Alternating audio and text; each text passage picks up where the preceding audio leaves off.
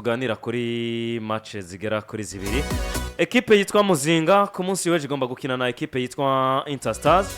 Muzinga hari ukuntu yatanguye sezo bigaragara ko ari ekipe itera amahane menshi komeye mu buryo bumwe canke ubundi bitewe nuko yari Iritwara. Interstars itangura ibihe vya champion itameze neza, ariko muri iyi phase retour bongeyemo umugabo yitwa Cedric Kamis baje kubona amafaranga avuye mu fatanye bikorwa bagiye batandukanye. Ekipe igarukana novuga ngo inguvu zidasanzwe itangura kwitwara neza, ariko uwitwa Gangi agiye kwakira Vivye Bahati Ediyo bafise inguvu zingana iki zo gushobora kumuhagarika no gushobora guhagarika izi nguvu twabonye zishingiye cyane kuri ku buryo budasanzwe uwitwa Cedric Kamis ariko arafasha iyi ekipe. Ni Primus League y'indwi ya 20. Ejo nari mfise gahunda yo kuja 2022. Mbonye hari ngo bandidiro 20 February nangize ngo ni ya 20.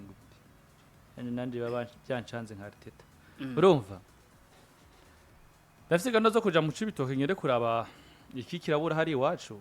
Mugabo nasanze hari ibintu nakuye kwikausha. Match ya Muzinga na Interstar hampande ya match yegero na Pajo muri kwino juru. Nindi match nzizi hari. Irakomeye cyane. Ikintu ca mbere ni ekipe zibiri zisa nk'iziri muri project y'abakinyi bakiri bato.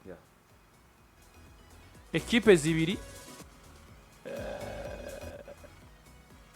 zisa nk'izikina system imwe yo gutembereza umupira. Sivyo? Muga ekipe zibiri imwe ifise canke se yaronse ikindi idafise experience muri SWAT. Sivyo ko muri Muzinga nimba nibeshe ni presque nka 75 kwijana kabakinyi bavanye muri inde deuxième division. Ni ekipe yubakiye muri defense kuno mu capitaine wabo akiri muto umusore muremure. Sivyo waraba ababa akagasore katumwe ko muri equipe nationale gasatirizi Kamini waraba Flavier muri makene equipe ubona ngo ifise izo explorer y'abakinyi baje muri Primus League tutiteze nico kimwe na Interstar. Nivyo gwa koko Jiva afise yo umwaka urenze muri Primus League mugabo no munsi nizina ririko ritugara ko bivaye na performance ze equipe irimo gusumba ko ivyo bayarakoze. Mugabo no munsi Interstar ni ekipe yazanye amashusho biratandukanye uva muri phase are muri phase are no muri phase retour. Ni ekipe yari mbi muri phase are sivyo. Ariko no munsi muri phase retour nimba twicara hano tugabwa tutirukino rumwe nubwo batakaje n'urukino rumwe rwa Iritwara izindi zose batagutsinze barava ngo murangana. Ni performance nziza ni ekipe uno munsi ifise agafaranga. Namonsi umukinyi wa Interstar ko kwitoka krijena motivation. 3 ni equipe ifise umukinyi umwanya wose mu gihe umwagaza ataravuze firimbi ya nyuma. Umwanya wose ashobora gutsinda. Sinzi gituma ngo manzana muto kwino match izobera kuri Stade Intwari kandi izobera ku runani. Hago mbonye impamvu ishobora gutuma ejo oya noneho ahubwo ni direct yakagusibije ni kujana. Ni Muzinga izakira ni nayo mpamvu izobera. Sivyo. Bisobanura ko ejo shora kuvana ikiganiro kitarahera abanza ngacamura nkatora inzinga no mu Cibitoke ku buryo ngira ngo saa 9 zigera nimba ntayiriko naho niyo match bigoye gusiba mu gihe ukunda umupira w'amaguru uva ngo wahani wacu. Mugabo ino Interstar tubona ino match atwereka eske ni equipe yo gutsindira no kugaragaza performance kuri Stade Intwari gusa, ariko twibutse ko meme Bugande hatsindiye Boamuru. Bisobanura ngo Muzingi hagaze neza muri classement mugabo sinziza muri phase retour nkuko egene wari nziza muri phase retour. Azwari match joshe match imigwi yose ishobora gutsinda mugabo mbona amahirwe menshi ari kuri Vivye Bahati na Interstar gusoma kuri Muzinga.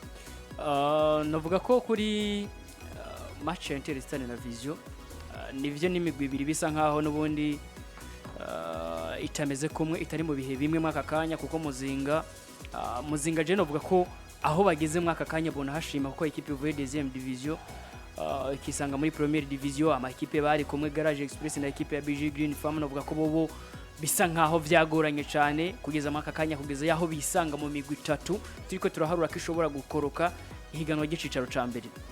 Umugwi wa Muzinga burya je nasanze inguvu nyinshi, umumenyereza wabo nasanze bafite umumenyereza w'umutekinisiye kuko numwe mamenyereza amenya uko ashobora gukinisha abakinyi biwe, niwo mumenyereza ata ekipe nkuru novuga ko yamunaniye gutsinda, yavuye ngaha agenda Igitega atsindira Musongati Gitega. Musongati turamwibuka yakira za Frambo akazibangamira. Ya anganya na za Rukinzo. Hajya na Egrenwa ntibanganije. Egrenwa rero nayo nyene niba nibuka neza umenga baranganije. Barananganije na Vitaro vuba cyane baranganya na message ngo basi. Umvije mu match byumvikana ko bakinyi n'ama equipe akomeye. For example nk'akarorero urashobora gusanga banganije na Vitaro mu match eruka. Baranganije na message baratsinze Musongati, baratsinze Olympique Star, baranganije na Rukinzo. Rukinzo yo bayitsinze match rituru baranganye. Baratsinze message ngozi match ari nayo nyuma yo kunganya muri match rituru. Iyi equipe yaratsinze Vision muri match ari 3-1. Iyi equipe yaratsinze Interstar muri phase ari 2-1. Yaranganije na Frambo, yaranganije na Egrenwa, yaranganije na equipe ya nako yaratsinze izi equipe zo baba ariko barangana, ndavuga BG Green, ndavuga Garage Express, ndavuga kandi na equipe ya Kazana yo banganije, ndavuga muri phase rero. Urabona ni bimwe mu biharuro byiza cyane gose bagiye. Ucubona ko rero burya Muzinga nta equipe tinya ngo ni nini, nta equipe navuga ko ayo manota 3 bitabakundira kuyiyakurako bitandukanye n'aya ma equipe baduganye mu cicaro ca mbere.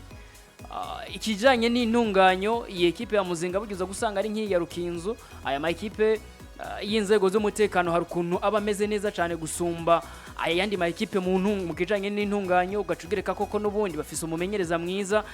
Je nibuka iyi match batsinzemo Olympique Star muri phase retour hari Buganda niyo narindi, nimwe muri match navuga ko uburyo batsinzemo Olympique Star nabo nyene ntibitahuye.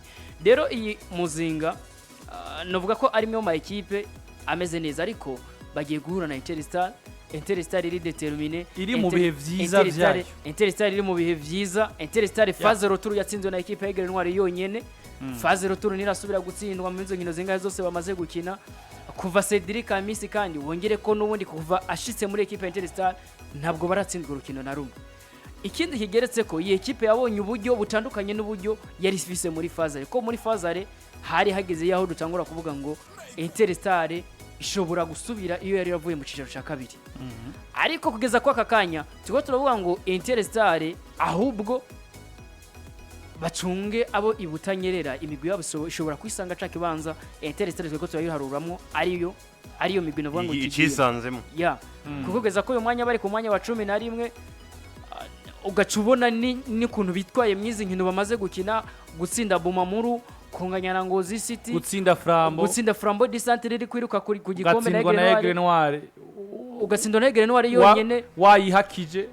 Je gukora umuntu yari makamba ambwe ati match nimba ari match maze gukora Egrenwa ni Interstar, ni match Interstar na Ngozi. Nibaza ko rero ivyo bintu byose ubiteranije urabona ko Interstar itandukanye, ya phase retour itandukanye cyane ni ya phase. Ikintu ca mbere imisi yose uri kurondera ikintu mu higana runaka, nkundagora ko kintu kimwe consistency, guhoza ko mu byo uri kurarondera. Muzinga ne equipe yari tebwa muri phase RP cyane, mugabo ni equipe ije muri phase retour itwereka uko guhindagurika muri result bitandukanye na Interstar. Kuko no munsi Muzinga biragoye pe importer zitabo bariko bararonka, biragoye ko twimvira Muzinga mu Ugukoroka. Nibaza kisha cyo baramaze kugisekiriza amanota baramaze gusekiriza amanota bafise arabavuga mensi murinde muri Primus League Burundi. Kandi no munsi wanashema turetse niyo security adusurize kuri ya Krasuma, turetse niyo security ya mensi yoba comme surprise turuviye Muzinga imvango idahejeje muri 10 za mbere. Nkabona ko ari akazi konyene ku mugabo bitwa Gangi ko kuyaranja nibura akaguma muri 10 za mbere, kuko aratweretse ko mbeme no muri 4 za mbere ishora kuzibamo. Bisobanura ngo ivyo rero Muzinga no munsi muri phase ruturinja mu kibuga igiye kurondera sivyo Interstar bigiye kurondera. Interstar nayo ibisa nka equipe iri kurondera igikombe hari kinira bosome ikabirika nkayige ntware za frambo za bamuru zakuzirondera ibikombe waravuga ngo match yose wiyumvira igikombe mugabo no musi kuri Interestare nawe ico bo baraba ni wa murongo wo hagati tukuru no kuvuga ko barabonye ko biri capable no guhangana na equipe ziko zatwara ibikombe kandi bakazinesha bisobanura ivyo bibaha inguvu zo kumva ngo meme na za equipe ziri muri mita hagati muri kasoma guhangana nazo ni ibintu bisanzwe 2 iyo consistency bo baragize iki barayifise muri results zabo 3 baca bisanga muri course y'imigwi bari kumwe idafise inguvu nk'izo bafise message ngozi ingufu bongeye muri phase retour garage express bien sûr ingufu bo biyongeye muri phase retour umumenyereza bafise bita Vivier Bahati ubona ngo yinjiye muri Interestare no mwaka n'abakinyi b'amazina from nowhere mugabo tuzi ko ari umumenyereza mwiza umwaye ashobora gutegura equipe nziza uno munsi ivyo Interestare bakina ni gicapo cuzuye n'imbono yuzuye mugabo bitwa Vivier Bahati gusumba uko tuvuga ngo ni karite y'abakinya fisi n'abakinya bana ngo bari beza mugabo babuzi iyo organisation abakinyi bari beza mugabo nango bakora bimwe mu bintu bidakenewe muri match mugabo no munsi boro urabona ngo n'abakinyi batagiye kwiyumvanamo n'imikenyero mumenyereza gacetereka ko kandi abakeneye ko sinze ko mwabonye buryo kimwe mu bintu byice Frambori Centre n'uburyo Interestare bo kipa des espaces Frambori Centre bari gukiniramo sinzi kwije mwayibonye ni nako na vision ujya ari kuri abakina nubwo haciye nyine haboneka kijya gitsinda ujya na vision yari yakoresheje ujya mu Kenya kuvuga baraba kuko Frambo ni equipe kina ma jeu de passe rero kuri izi equipe cyane kuri Interestare nk'ukuntu bagikoze byaciye bisabwa ko abakinyi bo hagati bitwa abakinyi batahagarara mu kibuga ahubwo bakupa communication hagati y'umuntu nimero 6 n'umuntu nimero 8 we ndetse n'umuntu nimero 10 sivyo rero ivyo bintu byose uravye by'umumenyereza burya aragakora binjizamwo encore une fois na experience ya Cedric Kamis ashobora kuja muri vestiaire akatanga ijambo nk'umuntu mukuru negeze kumva inkuru ya Saidoni bazonkiza uno munsi muri vestiaire bitanu igihe cyose iyo equipe yo trouve iri ko byitategeza gukora bibuta vitari yariyo peu importe ibihe babaye bisobanura Interestare rero hari na mission babona ko izoba reisi yo kuba erwanye n'iyi migwi Ugukoroka ugana ko hagati ya Muzinga yindwi na Interestare y'11 hari kinyuranyo c'amanota ngahe mwibaza manota 13 sivyo mugabo waraba message ngo zisekanza United hagati ya Kanza na message ngo zihari kinyuranyo c'amanota 2 gusa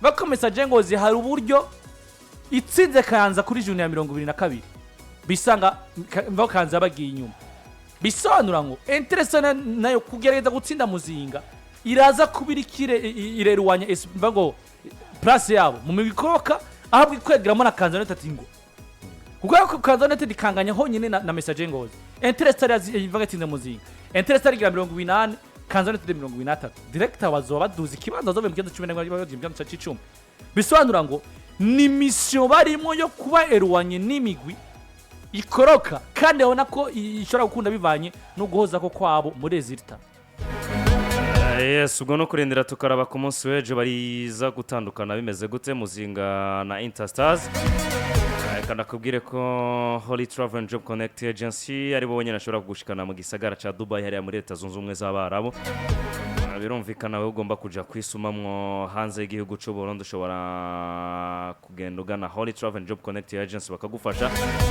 kuko ibikorwa biri hariya ni byinshi livraison ya moto sécurité cleaning ku bakobwa housekeeping